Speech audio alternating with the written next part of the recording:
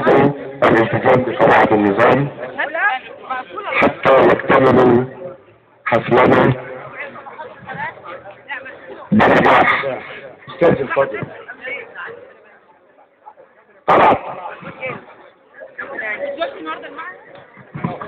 اسم كل شيء تقف على عرش السويس القاهرة اليوم نجتمع من أجل تسليم أبنائنا على الأرض، واليوم استقبلهم شهداء أكتوبر العظيم في الشباب.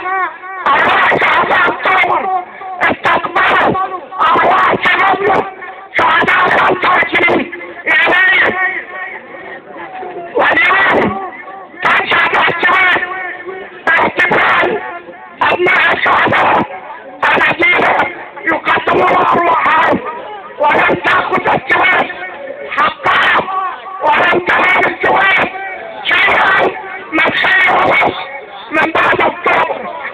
واليوم قدم أبنائنا على الشباب شهداء 25 يناير أرواحهم لكي ترفع مصر رأسها لكي نصر وناخذ حقنا ونصر الأندلس ونحرر الطرف من الذين اغتصبوه بعد أكتوبر.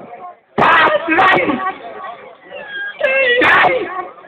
نغتصبهم ولا دعونا نحتفل ودعونا نفتخر بأبناء الشباب وشهداء 25 يناير.